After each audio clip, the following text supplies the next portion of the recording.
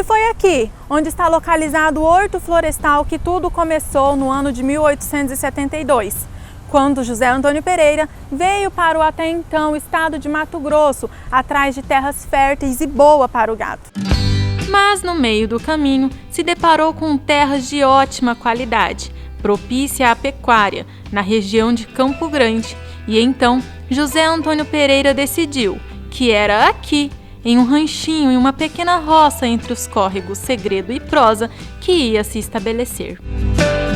Após demarcar os territórios, José Antônio Pereira deu a fazenda Bálsamo para o filho Antônio Luiz, que veio para cá com a filha de Manuel Olivério, Ana Luísa, e formaram uma das primeiras famílias de Campo Grande.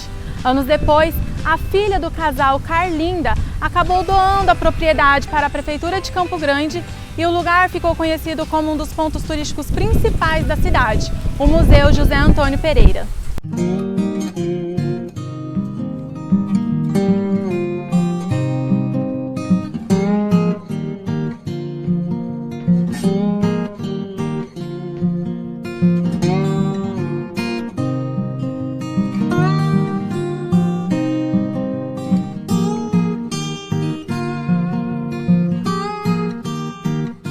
Em 14 de agosto de 1875, José Antônio Pereira chega ao local onde havia deixado sua roça, mas ao invés do zelador que havia deixado, encontra Manuel Vieira de Souza, Manuel Olivério, que igualmente fora atraído para aquelas terras devolutas. Manuel Olivério manifesta a intenção de devolver as terras, mas José Antônio lhe propõe parceria nas atividades a desenvolver. Logo se tornam amigos e as famílias acabam se unindo através de laços matrimoniais. E estava criada a primeira geração de campograndenses. Outro local importante para a história de Campo Grande é a Esplanada dos Ferroviários, criada em 1935.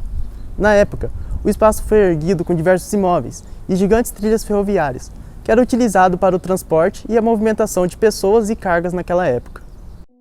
Localizada no antigo terminal ferroviário, a vila foi reinventada como patrimônio histórico da nossa cidade, e sua arquitetura industrial, de influência inglesa, é uma das poucas no Brasil que mantém as características originais. A primeira locomotiva chegou à estação ferroviária improvisada, em 1914, quando a vila de Campo Grande tinha menos de 2.000 habitantes. Atualmente, o espaço inclui uma biblioteca com arquivos históricos de Campo Grande e o Instituto Histórico e Geográfico de Mato Grosso do Sul, ambas com papel fundamental para o desenvolvimento da cultura do estado e cativadora de visitas aos interessados.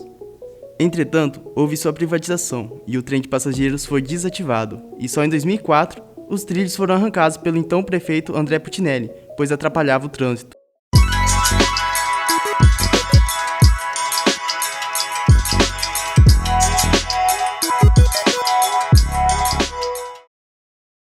A Rua 14 de Julho se constituiu aos poucos como principal rua comercial e por várias décadas se configurou como via de acesso à estação ferroviária da Noroeste do Brasil, inicialmente chamada de Beco, porque ali existia um trilho deserto, curto e sem saída.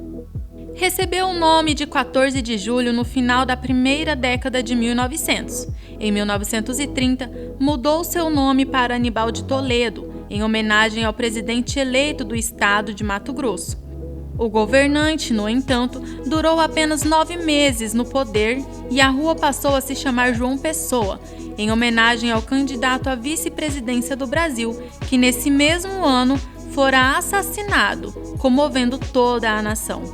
Hoje, Campo Grande comemora seu primeiro ano após a revitalização, que aconteceu no ano passado, em 29 de novembro. Reforma que agradou os campograndenses que gostam de passear no centro, os comerciantes e também os moradores da região. Além de valorizar a cultura do estado e a arte, houve criação de projetos no local que flexibilizaram o acesso cultural e foram pausados devido ao coronavírus.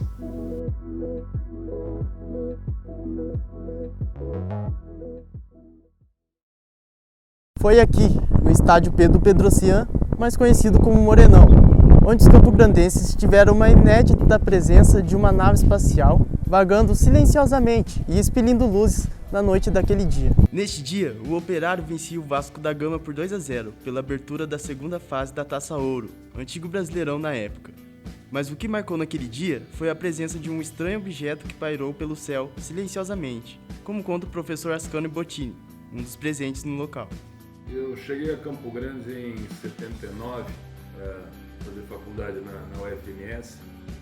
E nessa época, fim dos anos 70, início de 80, era a fase de ouro, foi a fase de ouro do futebol aqui do estado, né? E nós, como acadêmicos, tínhamos acesso muito fácil, já que é um estádio universitário, né, o Morenão. E nessa noite de 1982, vários acadêmicos, né, vários amigos estavam vendo o jogo.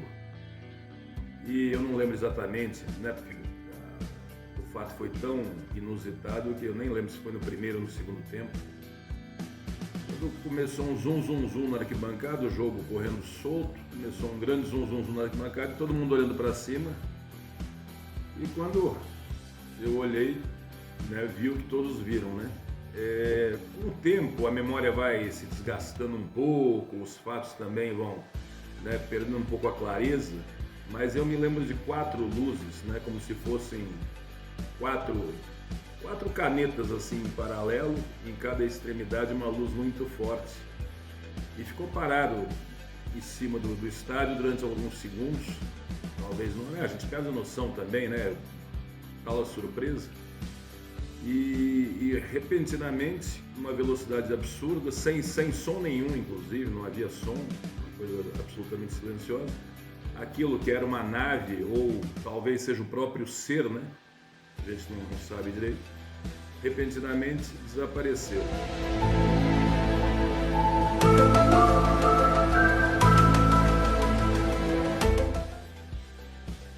A cidade morena conta com aproximadamente 900 mil habitantes e é considerada o terceiro município mais desenvolvido da região centro-oeste, além de ser a 22ª cidade mais populosa do Brasil.